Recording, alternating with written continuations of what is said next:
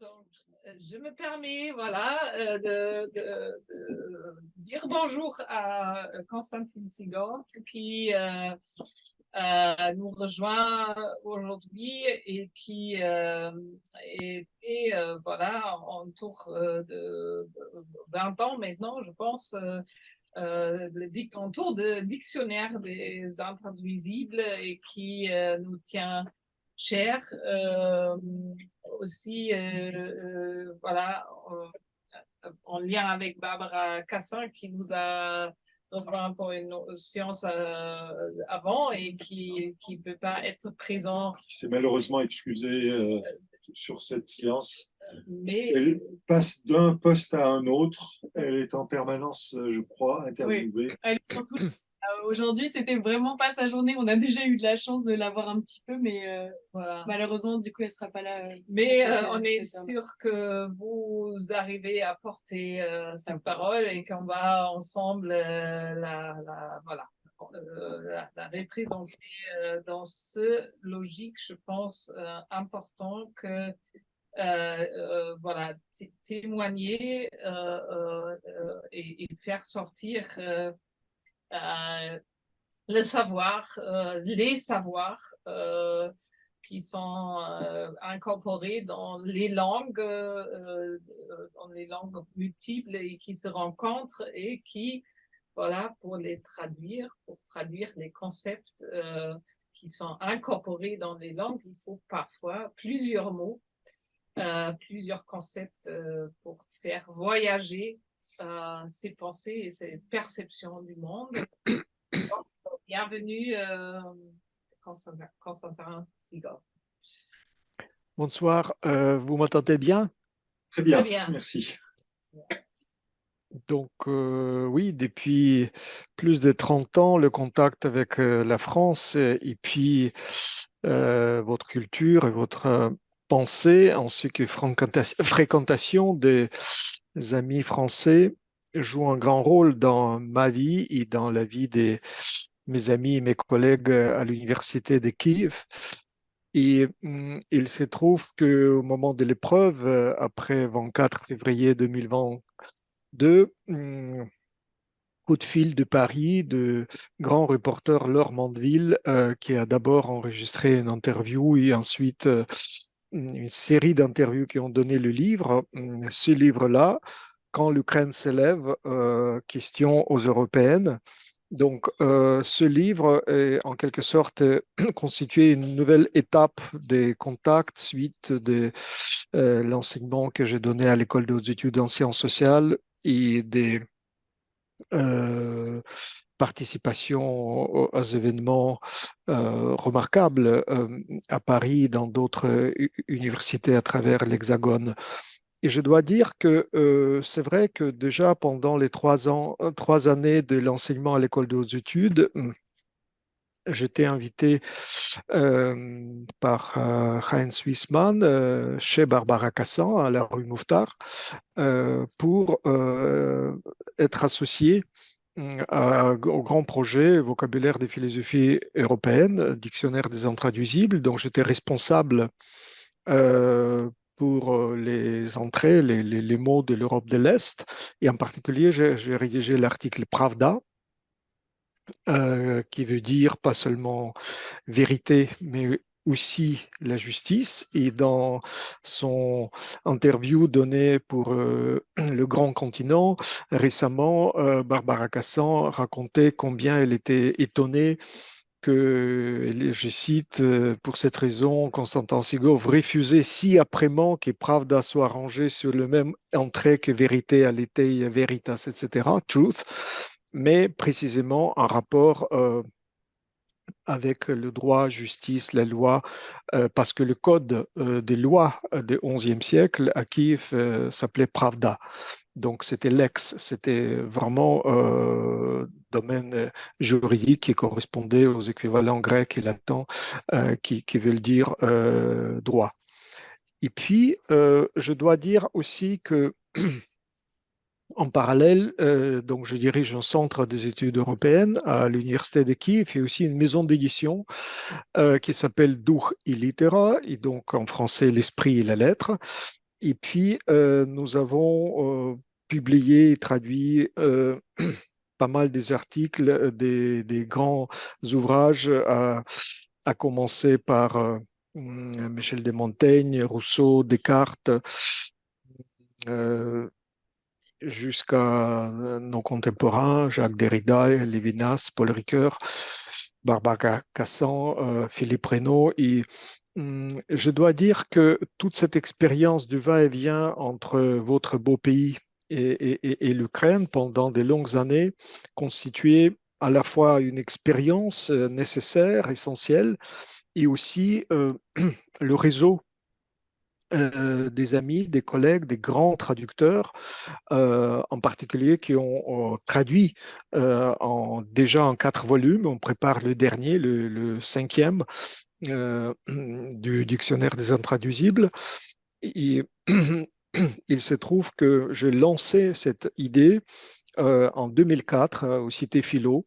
On était ensemble avec Barbara Cassan, Étienne Balibar et encore, je crois, Marc Répond et quelques d'autres auteurs du vocabulaire. Je suis venu en France tout de suite après la Révolution orange, qui a quand même insisté sur la liberté de choisir selon toutes les procédures honnêtes et démocratiques le président d'Ukraine. Donc cette révolution a réussi et avec l'élan de cette révolution à Lille, au Cité Philo, j'ai proposé de traduire les intraduisibles.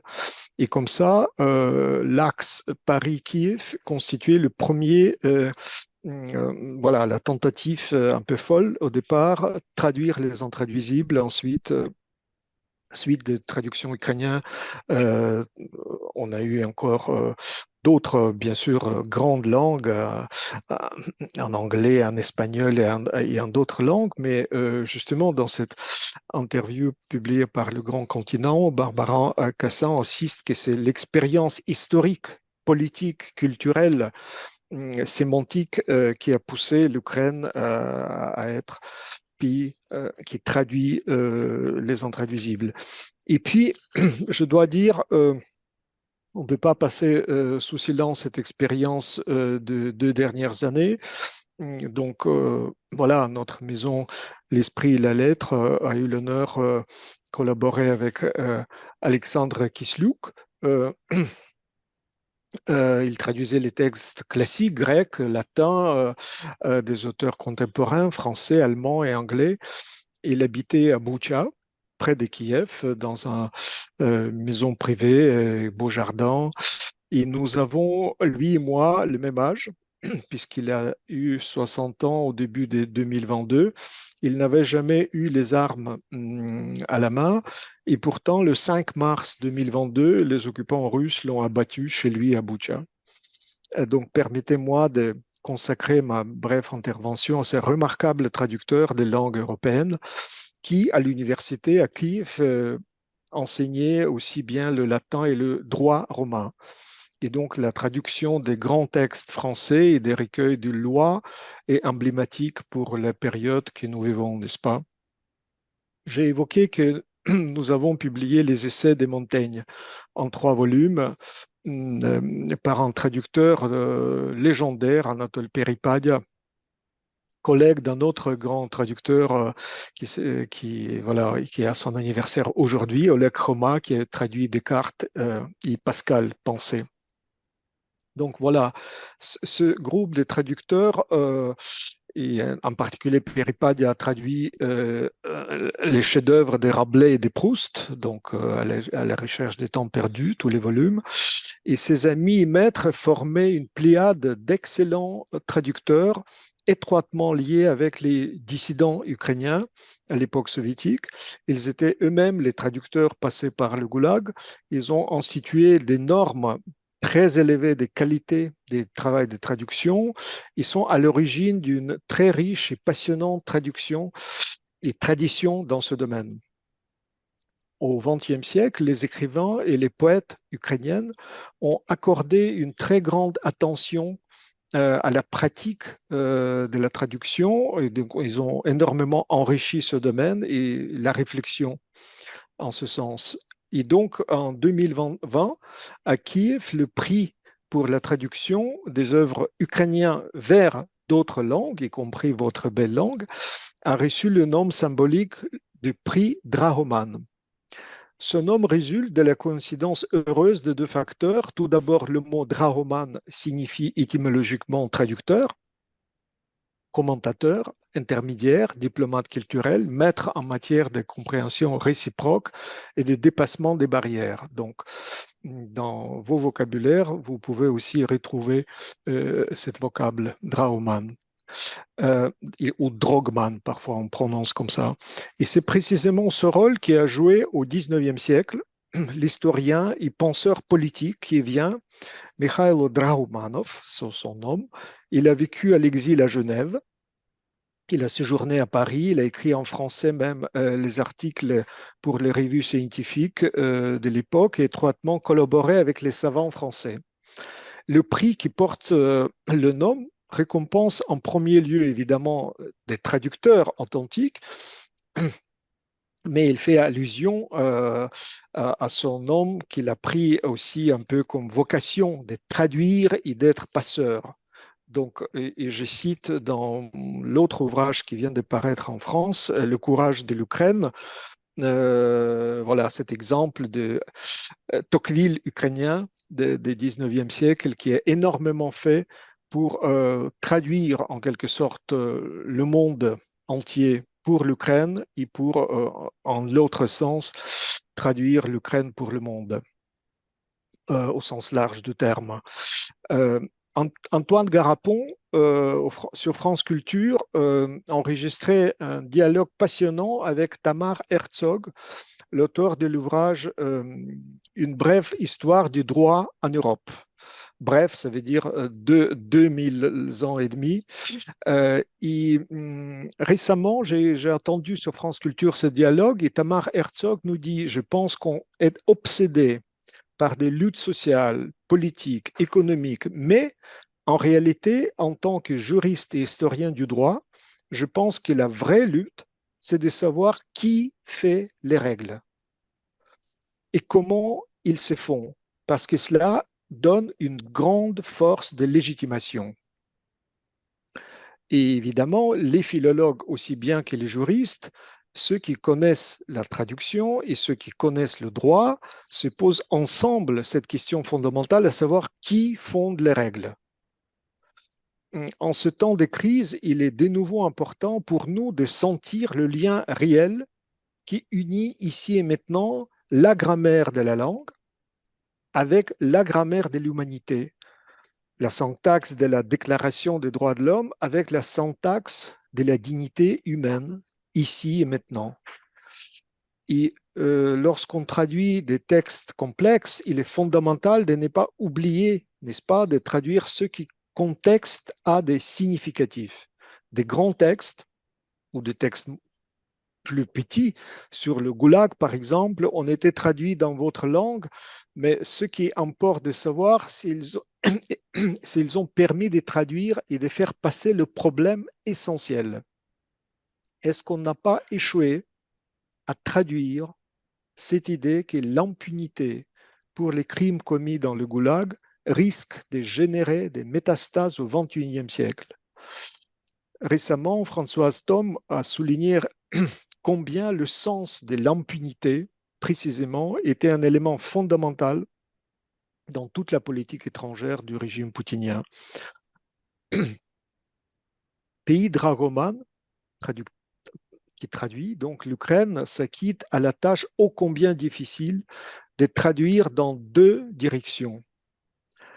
À notre voisin de l'Est, nous avons fait savoir avec une très grande clarté que le fondement juridique de notre civilisation occidentale et l'intangibilité de la dignité humaine sont pour nous un impératif. Il exclut notamment au XXIe siècle qu'on revient aux pratiques staliniennes de l'émanation des millions de personnes, donc on efface de la mémoire et les noms, et donc on efface tout après avoir exécuté. En l'autre sens, à l'attention des pays d'Occident ou du monde entier, l'Ukraine traduit le sens exact du narratif du Kremlin après l'annexion de la Crimée en 2014 et à l'aide des témoignages venus des Boutcha, des Mariupol, des Kherson, aujourd'hui même. À ce travail collectif de traduction s'associent activement nos collègues de France, de Belgique, d'Allemagne, de pays tchèques, de Pologne, des autres pays du monde, et parfois en risquant leur vie.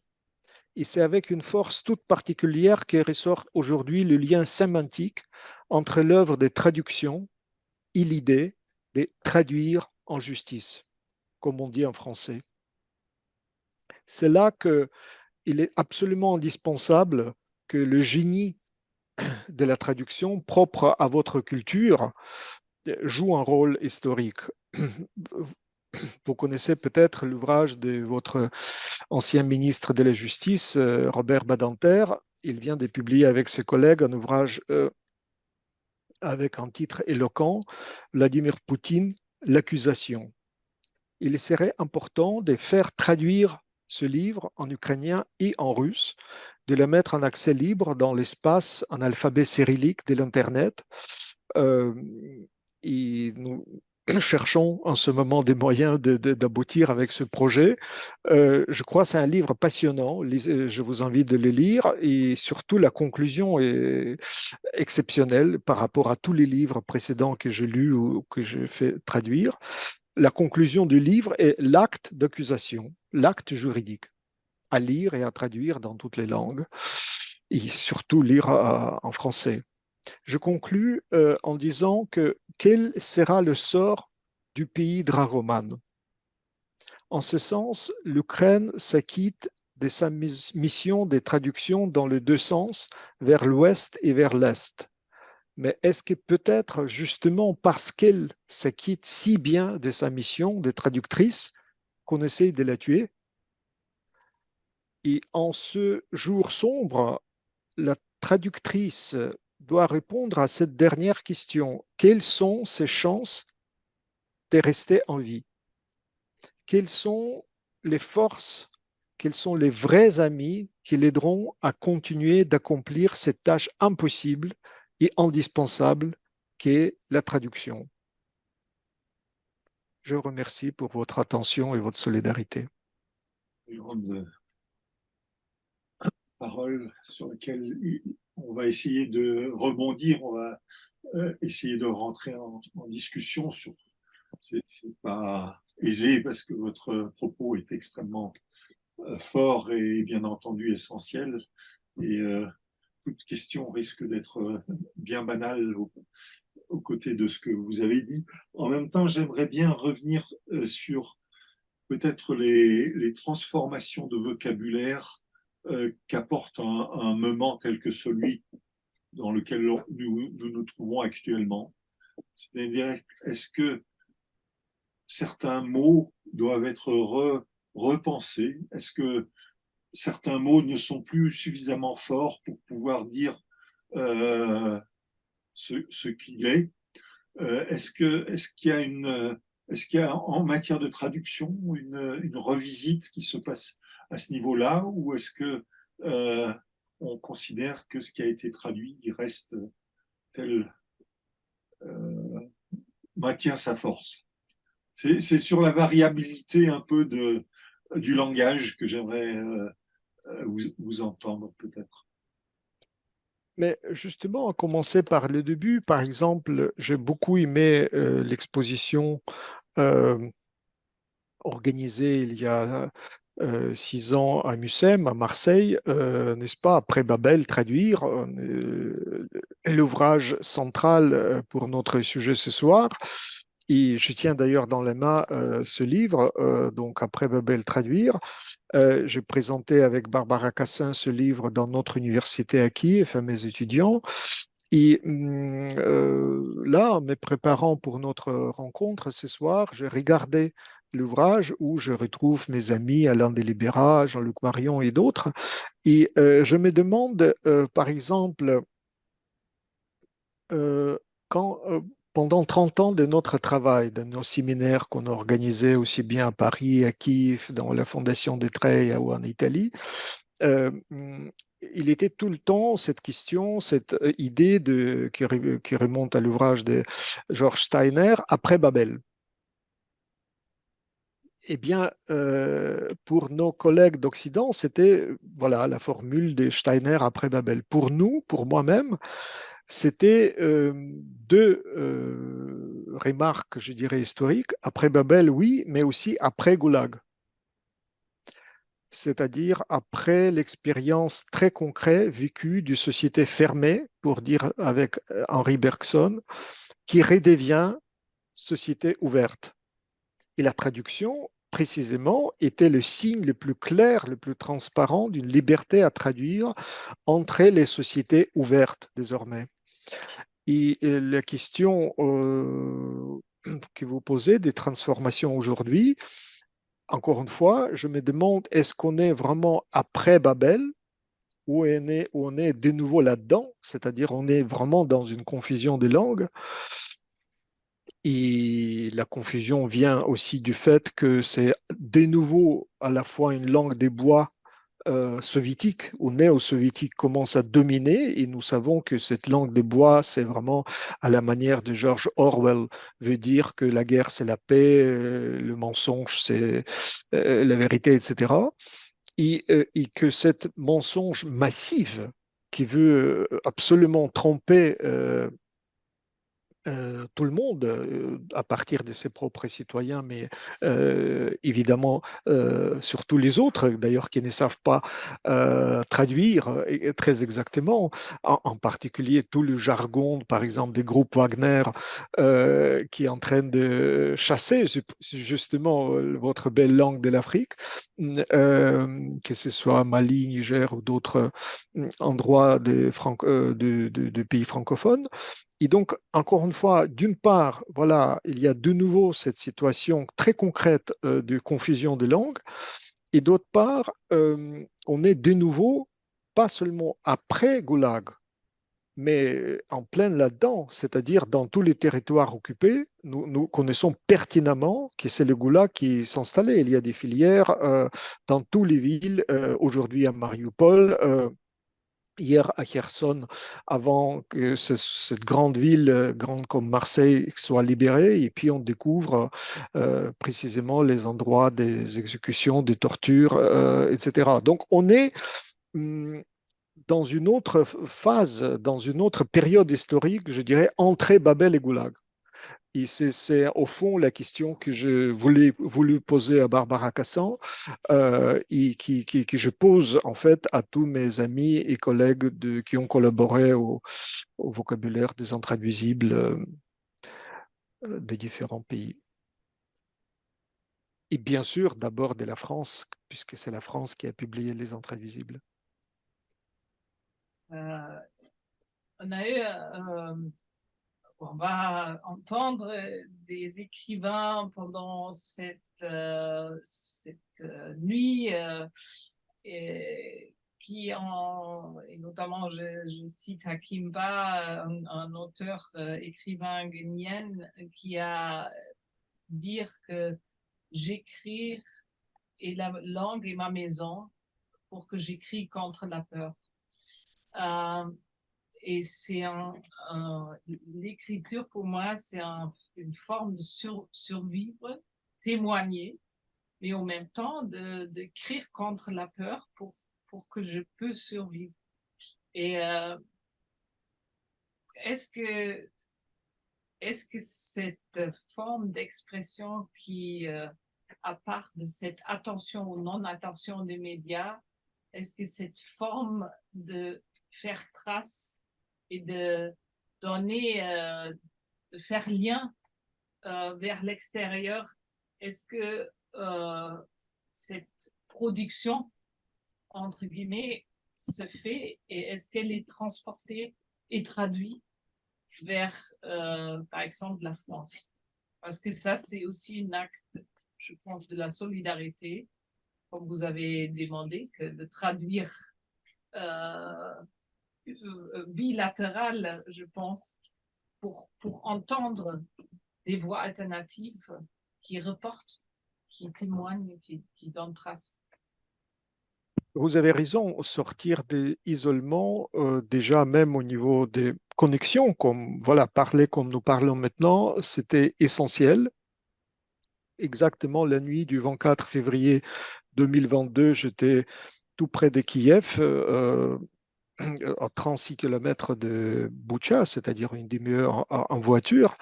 Et le chance que j'ai resté libre dans ma maison et j'ai pu faire les commentaires. Parfois, ça m'était arrivé 10, 12 fois par jour en direct à la télévision, radio, parler sur les chaînes en France, Belgique, Canada, Suisse et d'autres langues et d'autres pays. Et le fait de témoigner que la résistance est forte, que les gens sont déterminés, pas seulement les 3 millions qui viennent, mais aussi 40 millions d'Ukrainiens à travers le pays sont déterminés à résister, qu'on ne va pas lâcher, qu'on ne va pas fuir le camp. Dire ça, c'était tout à fait l'essentiel. En même temps, euh, voilà, pour aussi entrer dans une autre temporalité après les jours, je dirais, des bombardements massifs, c'était aussi la chance de faire ce série des interviews avec Laure Mandeville, ce qui a donné le livre. Donc une autre temporalité, quelque chose qui résiste au flux d'informations, qui reste, qui demeure. Et donc, rédigé le postface pour ce livre, Quand l'Ukraine se lève, la naissance d'une nouvelle Europe, voilà, avec le titre qui nous aide à ne pas baisser les bras. Et je pense que les vrais interlocuteurs dans ces moments difficiles qui tu tires du sous-sol, de l'ombre, de la nuit, du isolement précisément, qui permet et qui aide énormément à voilà, tenir la parole, adresser la parole humaine à l'humanité. Et puis, un tout autre livre donc, que j'ai signalé, tracé. Donc, ce livre-là, avec Laure Mandeville, c'est le seul, en fait, après coup, on s'est réalisé qu'il existe pas de dialogue direct entre Paris et Kiev au printemps 2022.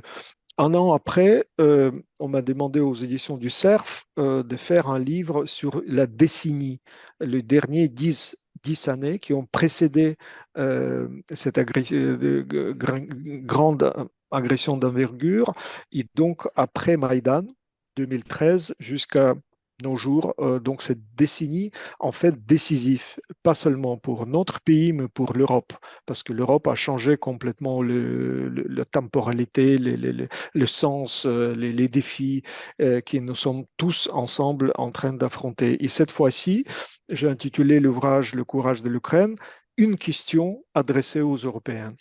Donc, parce que quand on est dans un vrai dialogue, je peux adresser une question aux interlocuteurs. Et dans une interview donnée pour Le Monde, j'ai signalé que malgré tout, chaque semaine, sans interruption, nous continuons à avoir nos comités de rédaction. Nous choisissons des livres à traduire et à publier. En particulier, on a pris la décision, on a republié les 4 volumes du dictionnaire des intraduisibles, ainsi que d'autres livres significatifs, Hannah Arendt sur la banalité du mal, Timothy Snyder, grand historien publié récemment aussi en France. Et puis, je signalais aussi que cet effort pour soigner notre vocabulaire et en fait guérir notre vocabulaire, c'est aussi le sens très aigu que notre parole est aussi une victime de la guerre, et que j'aime beaucoup cet ouvrage de Yves Bonnefoy, Le siècle où la parole était victime. Et donc, je pense que à nouveau, nous sommes entrés dans cette période où la parole est victime, et évidemment, la traduction et une vraie conversation jouent un rôle exceptionnel. Grand merci. Merci pour ces paroles extrêmement importantes et nous sommes là. Merci, grand merci pour votre solidarité, l'écoute et voilà, votre présence en Ukraine. Vos voix résonnent à Kiev. Merci. Oui, merci. si vous pouvez encore rester avec nous, parce que j'ai vu l'autre intervenant et j'ai vu qu'il réagit déjà sur ce qu'il a entendu. On est avec Jamadar Sindhu qui nous rejoint de la Mayotte et qui précisément a la vocation de musée qui travaille autour de 3 langues et qui travaille précisément sur la question de entre la faire vivre et les valoriser et par la faire vivre, les protéger, si j'ai bien compris cette vocation. Et je laisse peut-être parler de aussi cette importance de précisément la droit, la traduction qui donne aussi l'attention au contenu. Et voilà. Je serais très heureux d'écouter mon collègue et je suis heureux de le saluer et aussi de dire que combien je suis reconnaissant pour le traducteur qui m'a traduit fidèlement. C'est Bernard Marchadier qui est tout près de Villers-Cotterêts qui va vous visiter et donc Georges Niva qui traduit Vassil Stous, de nos meilleurs amis traducteurs. Merci, je voudrais vous écouter. Merci beaucoup, Constantin. Bonsoir à tous. Merci beaucoup pour l'invitation. J'espère que tout le monde m'entend très bien. C'est vraiment un honneur de participer à l'émission. C'est vraiment la première fois que je participe à une telle émission, surtout au niveau national. Mayotte, c'est tout petit. Mayotte, parfois, c'est oublié.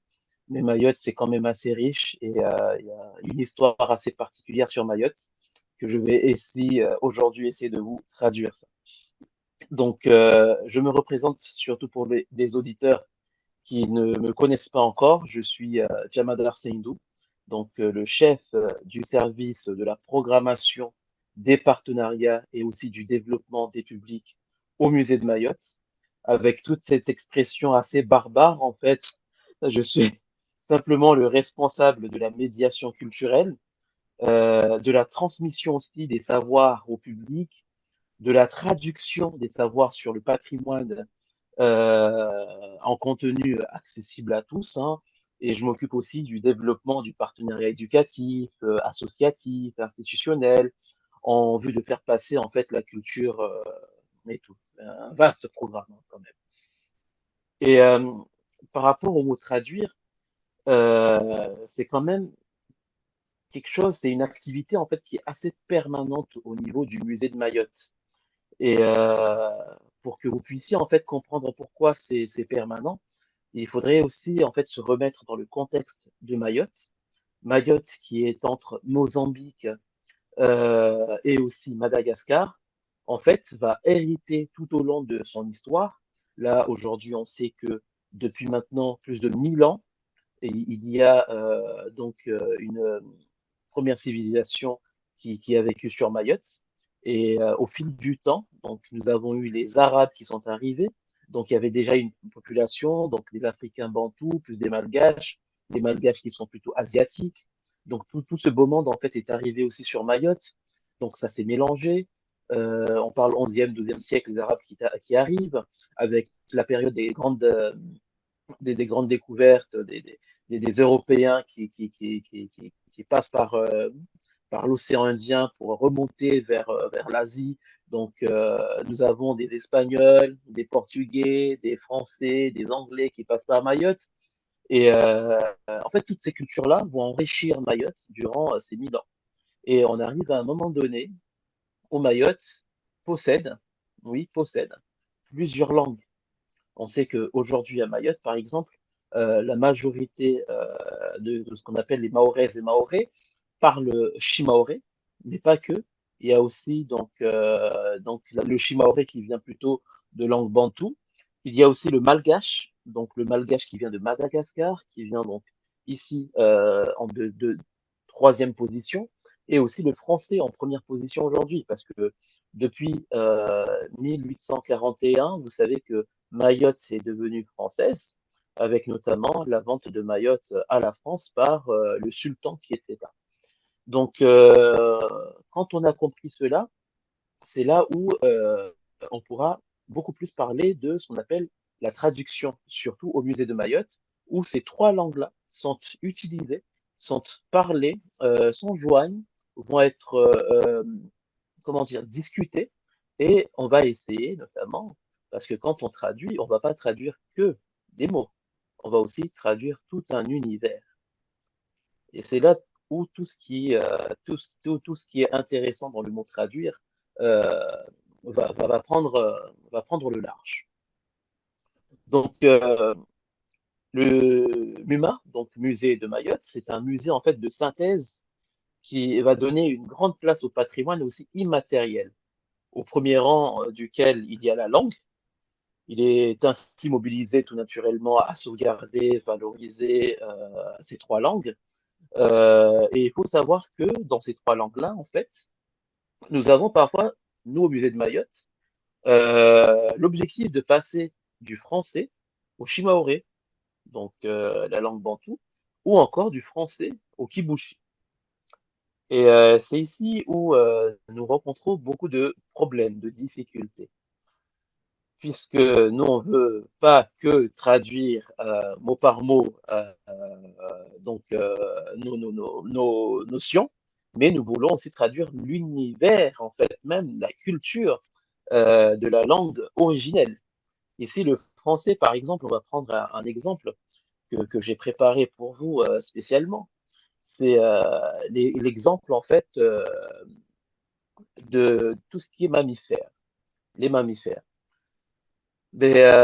En français, les mammifères, en fait, donc c'est la famille. Et après la famille, nous avons juste en haut, nous avons tout ce qui est l'ordre, et nous avons aussi les embranchements. Et entre l'ordre et les embranchements, nous avons aussi la classe. Et juste en bas, nous avons donc, après la famille, nous avons tout ce qui est les genres et aussi les espèces.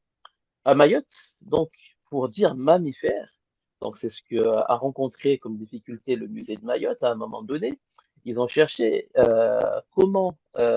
quel terme utiliser pour définir les mammifères, donc des animaux avec des mamelles. Quel terme utiliser?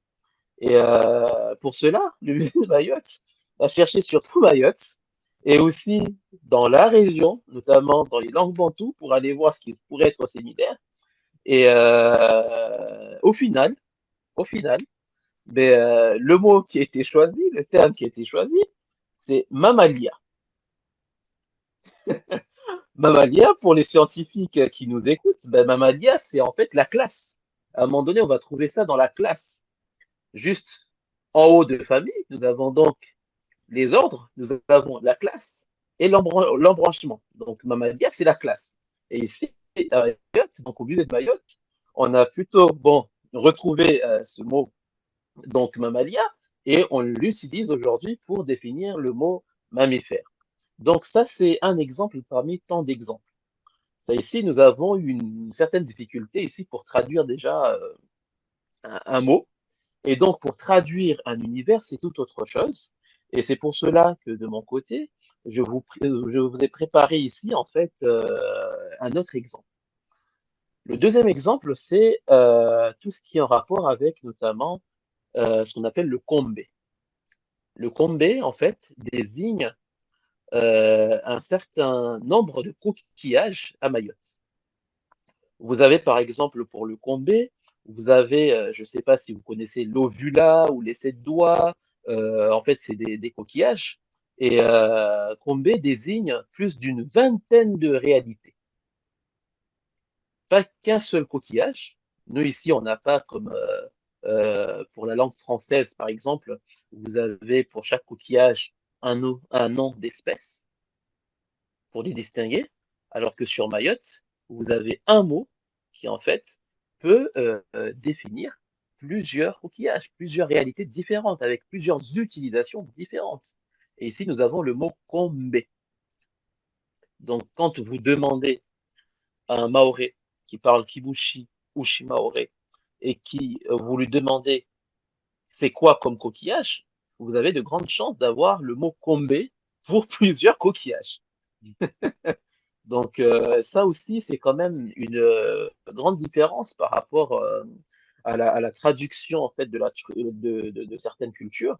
Et enfin, Enfin, il faut savoir que à Mayotte, nous avons aussi dans la culture plusieurs choses, plusieurs héritages venant notamment des pratiques animistes ou encore de l'islam, parce que à Mayotte, c'est 95% de musulmans.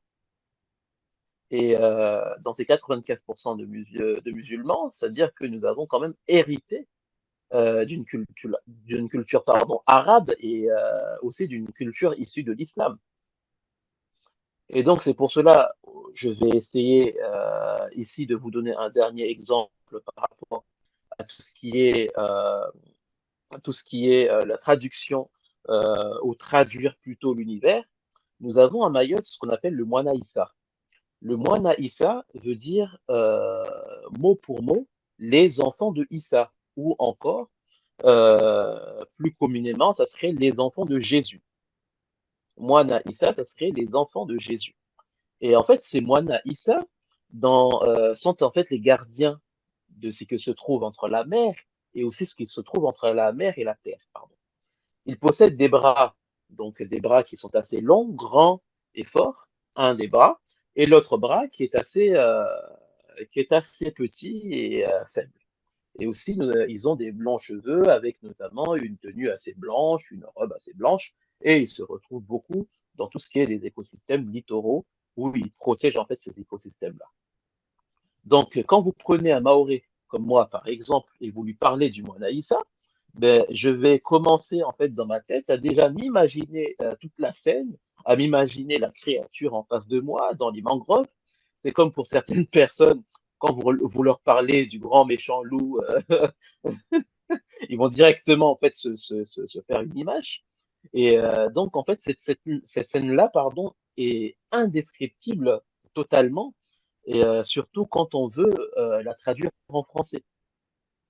On se retrouve parfois avec notamment des notions qui n'existent pas euh, pour la langue où on veut ici traduire, et des notions en fait qui sont totalement indescriptibles par rapport notamment à la sensation, par rapport à la vision de la personne, par rapport à l'imaginaire de la personne.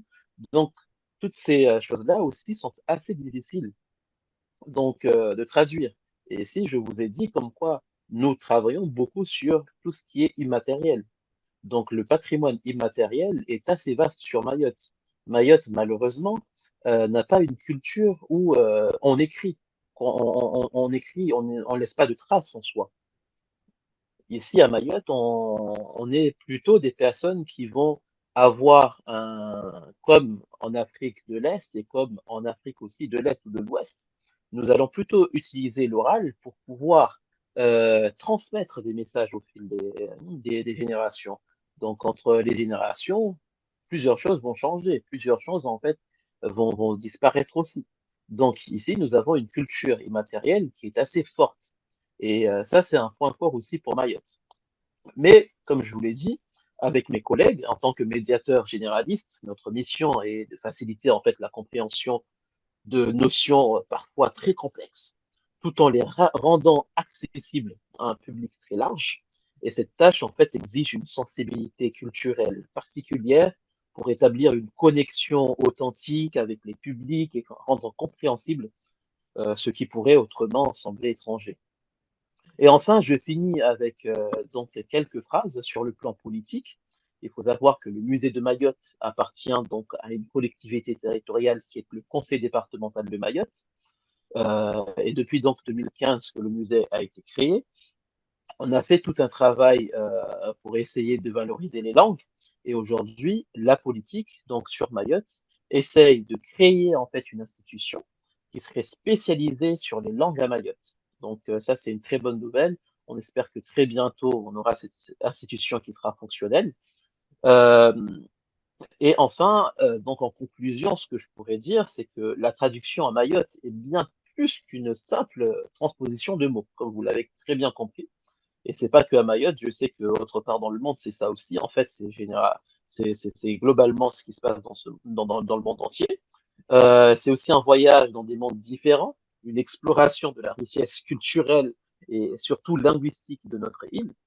Donc, je pense que je vais m'arrêter à là et j'espère que notre discussion Ok. ce soir suscitera la réflexion sur l'importance de la traduction dans la préservation du patrimoine linguistique et culturel.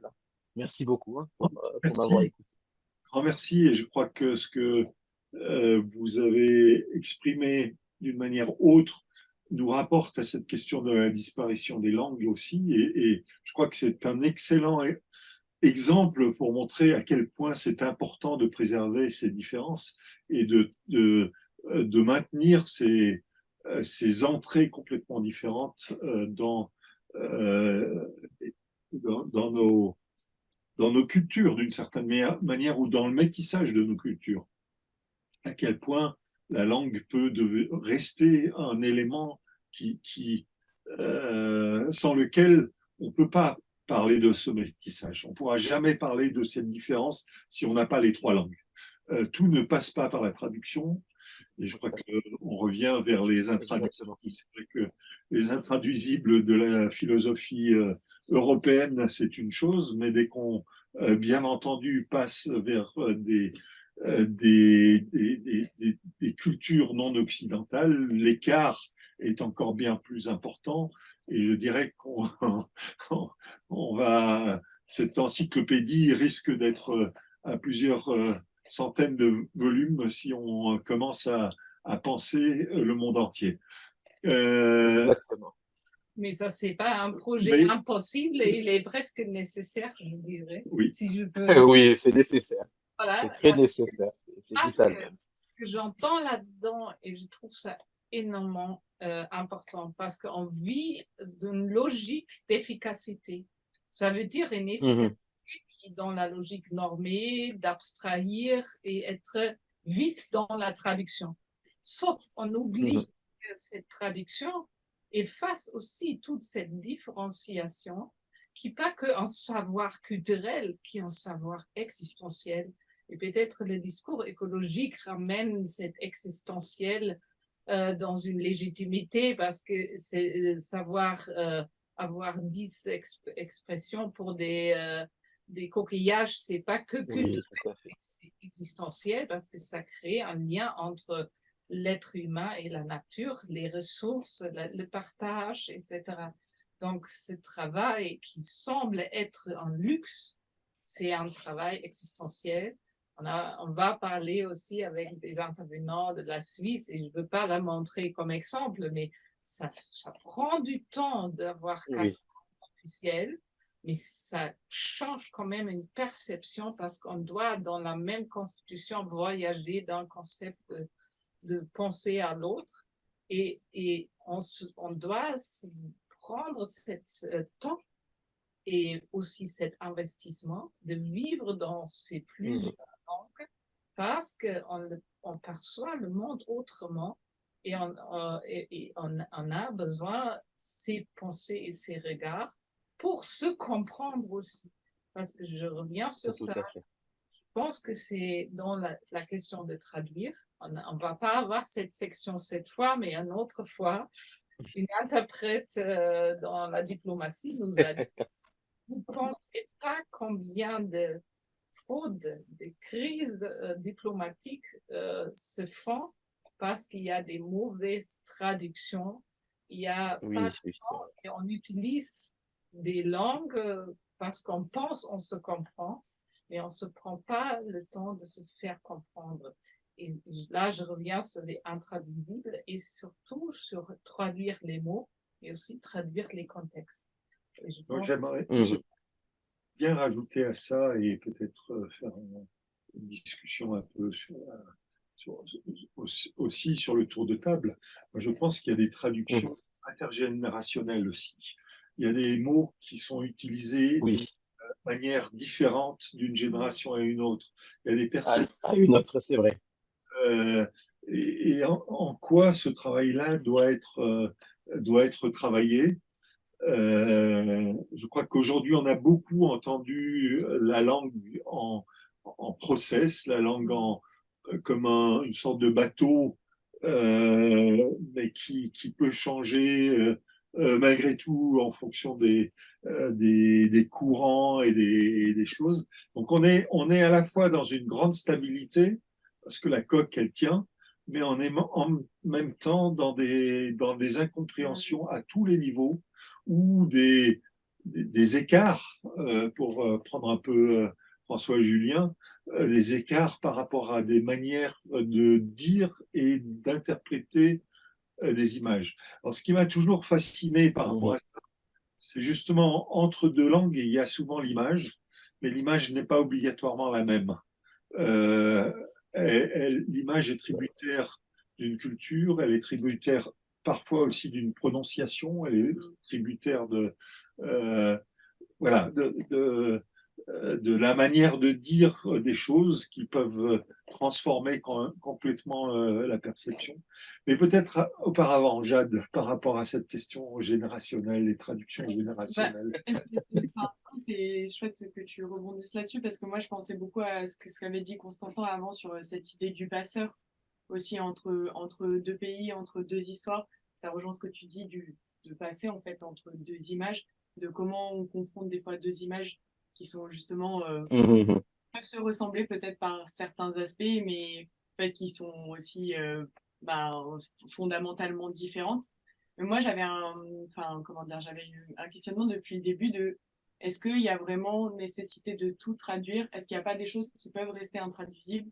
Et est-ce qu'il n'y a pas une certaine beauté et justement qui naît de cette complexité du fait qu'il y ait justement, il y ait des vocables, il y ait des mots, il y ait voilà, des contextes, des expressions qui demeurent intraduisibles. Et c'est dans cette confrontation aussi qu'on se rencontre les uns les autres et qu'il y a des belles choses aussi qui émergent de ça des fois. Enfin, je sais pas, voilà, si vous voulez. Je crois que c'est Mais, vraiment le. mais je pense que cette question est tout à fait très très pertinente puisque quand tu dis que est-ce qu'il y a des choses qui ne devraient pas juste rester intraduisibles, c'est beau. Rien que il y a quelques jours, quand je discutais avec mon très cher directeur Abdelkarim Ben Said, qui est avec nous ici ce soir, donc avec lui, je suis vraiment donc il a bientôt le double, et il a le double de mon âge, on va dire, donc pas du tout de la même génération, séparé de 25 ans quand même. Et donc, il m'expliquait un peu, lui, de son côté, par rapport à certains mots, certains termes shimaoré. Je parle très bien shimaoré, c'est ce que je pensais jusqu'à il y a quelques jours. Donc, où il m'expliquait certains termes qu'on utilisait bien avant, donc des termes qui, aujourd'hui, nous, les jeunes, on l'utilise moins, ou on n'utilise pas du tout. Et donc, en fait, quand il m'expliquait ces termes-là et que moi, j'essayais de traduire dans ma tête, c'était assez compliqué déjà, mais quand j'ai compris ou j'ai eu un semblant de compréhension, c'était pour moi une très belle chose. Pour ma part, je découvrais en fait une nouvelle image, quelque chose de très très beau, je ne connaissais pas. Donc, je pense que peut-être, oui, ça serait une bonne chose qu'il y ait des choses qu'on n'arrive pas à réellement traduire, mais aussi c'est vraiment très très beau aussi de pouvoir traduire certaines choses, puisque ça donne aussi de nouvelles images, un nouvel univers pour nous. Donc les deux se discutent. Je pense aussi qu'on arrive à discerner véritablement ce qui est traduisible et ce qui n'est pas, plutôt en équipe, en dialogue. On ne peut Mhm. pas se décider toute seule. Et c'est passionnant, ce va-et-vient entre voilà, les porteurs de différentes expériences de langues et en particulier dans le réseau du dictionnaire des intraduisibles. Notre dialogue, par exemple, avec Charles Malamoud, avec Georges Niva, avec Bernard Marchadier, nous a aidé énormément à regarder dans les miroirs de votre langue et comprendre pourquoi, par exemple, le mot pravda n'est pas l'homonyme. C'est-à-dire que vérité et justice n'est pas seulement juxtaposé ou séparé, mais vraiment il y a un lien euh, nécessaire. Et ça illustre très bien la thèse de Barbara Cassens que la réflexion sur la traduction invite directement à s'intéresser à ce qui résiste dans les langues et dans les cultures. Mhm. Et je pense que cette résistance, elle peut être porteur du sens. Donc comprendre pourquoi tel ou tel mot résiste, pourquoi on est obligé à mettre entre parenthèses le mot qu'on n'arrive pas à traduire mot à mot. Tout ça, je crois, c'est le propre évidemment de notre civilisation. Et c'est pour ça, il est juste, c'était un peu la thèse centrale de l'exposition au MUSEM après Babel, c'est une civilisation se fabrique via la traduction. Simplement, Mhm. aujourd'hui, nous sommes obligés à séparer translation des traductions du translation du pouvoir. Il s'intéressait beaucoup plus à l'articulation entre la traduction et la justice. Et comme ça, j'ai appris beaucoup de choses aujourd'hui sur votre pays, les langues, les 5 langues essentielles. Je regardais même un peu plus en détail. J'ai vu que le français, c'est 1%. Et donc, les traductions, effectivement, c'est un savoir-faire avec les différences. Et être attentif à chaque différence, à chaque expression de chaque être humain, on est vraiment dans le monde des petits. Les gens d'Afrique étudiaient dans notre université à Kiev. J'ai beaucoup des amis d'Afrique qui parlent l'ukrainien sans accent. Donc, mais les accents sont aussi importants. Ils sont charmants, ils sont essentiels. Et pas pour rien qu'on essaie de reconstituer l'accent du François Ier ou de Richelieu ou des autres porteurs de votre langue. Donc, c'est savoir-faire avec les différences. Effectivement, c'est voilà, une valeur qui manifeste notre liberté, notre écoute et l'attention à l'autre. Et je crois que voilà, ce sont les valeurs nécessaires à défendre aujourd'hui de façon solidaire Tout à fait. en Europe et dans le monde. Merci. Tout à fait, je vous rejoins. Merci beaucoup, hein. Je crois que C'est ça, super. nous avons là un très bon pont avec l'heure suivante qui va traiter de réparer, avec notamment Doudou Vienne qui va intervenir sur cette question de la réparation de la langue. Merci. Ok. Merci. Merci à vous. Merci. D'accord, un ami. Mais, merci beaucoup sur, je pense, tous ces propositions et ces importances que vous avez vous donné ici et qui précisément qui fait lien avec la succession de cette nuit. Et le partage. Et je pense que toute cette richesse importante à préserver, mais aussi à activer. Et à l'écoute de cette, toi, tu la représentes là, la jeunesse, mais elle est représentée aussi avec vous. Cette recherche des incohérences, je pense que ça c'est la rôle et ça fait le plus mal aussi dans la puberté, etc., qu'on est en phase de miroir de ces incohérences et c'est exactement là la chance de développer un autre futur et avenir. Et j'espère que la cité se prend ouverte. Et si j'ai bien entendu, parce que ça m'a marqué, que le directeur a dit n'avez pas peur. Et n'ayez pas peur. Et je trouve que, pour moi, je cite une partie de ce qu'il a dit, mais je trouve ça, c'est existentiel. D'oser à dire, d'oser à formuler, d'échanger, traduire, se faire partager, ne pas traduire, mais quand même donner accès à cette autre pensée. Et je pense que c'est existentiel. On vous remercie Merci beaucoup. pour vos pensées. On est Merci à vous. Merci réciproquement. Merci, Effectivement, merci. c'est très actuel aujourd'hui en Europe de ne pas avoir peur. Et grâce au sujet qui nous réunit aujourd'hui et à l'échange des vives voix, voilà, ça invite à aller plus loin et lire aussi les textes cités, dont je serais heureux de découvrir. Et merci pour cet échange. Merci À beaucoup. bientôt. Au revoir. Ah, Donc, au revoir. quoi, quoi est comme on dit chez nous?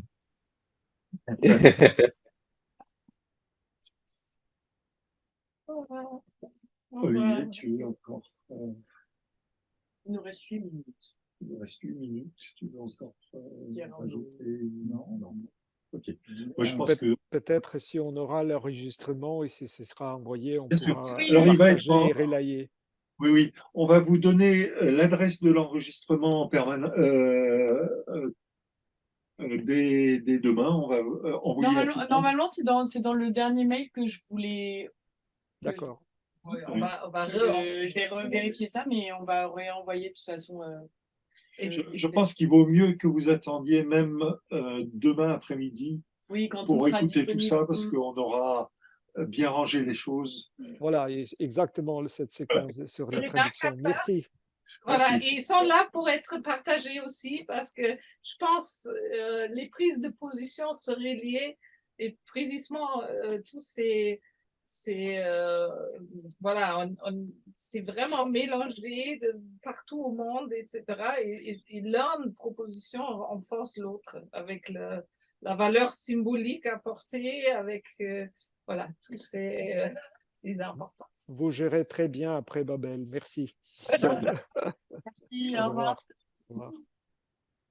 Et pour nous, j'ose à dire, je ne sais pas si c'est encore enregistré, Rudy, assis-toi. Oui, c'est encore. Voilà. Pour moi, c'est quand même aussi un moment de fête parce qu'on ne dit pas, mais on a quand même tenu 24 heures autour de la langue. On a eu des beautés de prises de position. C'est incroyable aussi comment ça se rebondit sans parfois c'est conscient, mais il y a quand même une chant, il y a une énergie sous-jacente qui est énergie et aussi de nécessité. Et on a entendu quand même ça, que parfois c'est un moment de représentation, mais pour l'un, et c'est la valorisation pour l'autre. Et je trouve que ça crée quand même une communauté qui, dans la banalité de dire c'est 24 heures autour d'une thématique, il y a quand même, c'est une institution qui se crée, temporaire. Et cette institution a quand même une fonction, et une fonction différente. Mais voilà, ça je jette autour de nous. Si vous voulez encore faire un mot sur cette aventure de folie dans laquelle vous avez fait part, qu'est-ce que vous dites? Donc, je peux justement dire un mot, c'est que je suis très content que beaucoup des échanges qui ont eu lieu ici se soient faits au sein de ce camion, dans ce cocon. Effectivement, on a retrouvé ici dans les conversations que nous avons eues et qui se sont déroulées, des moments qu'on vit régulièrement dans un endroit qui est fait pour oser écouter, pour oser parler. Et Olivier, en même temps, toi, tu fais l'ambivalence, et j'adore, parce qu'au même temps, tu fais cocon, et en même temps, tu te lances ailleurs. Et c'est un truc qui ne reste pas, et qui est immobile, et qui se met dans les lieux où les mots sont vite et polis. Et ça veut dire c'est un cocon, mais un cocon qui s'ouvre vers le monde. Et c'est exactement ça qui fait la force de ces choses et qui était à l'inspiration aussi de faire ces 24 heures ici et dedans parce que exactement ça va circuler, sinon ça ne fonctionne pas autant, n'est-ce pas? Et Jade.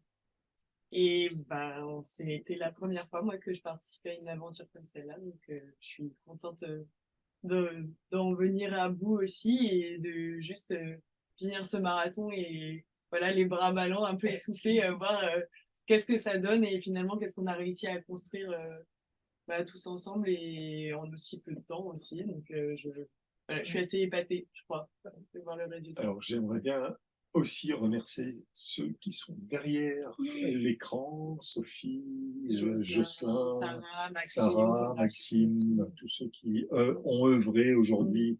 C'était pas toujours facile pour faire venir des gens. Voilà, on était dans un contexte quand même assez nerveux, on peut dire. C'est particulier.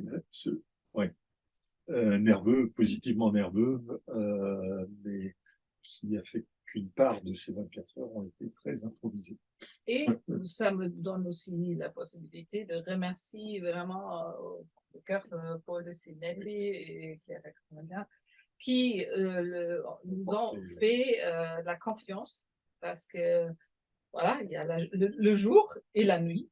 C'est un voyage et c'est quand même ça qui a fait qu'on a pu parler de tout sans avoir peur.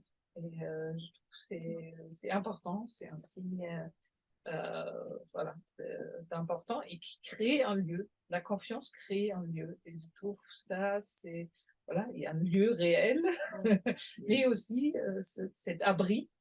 Et je trouve que ça devient rare et ça devient important. Donc, voilà, c'est aussi ça à faire. Fini. Merci. Merci. Bien.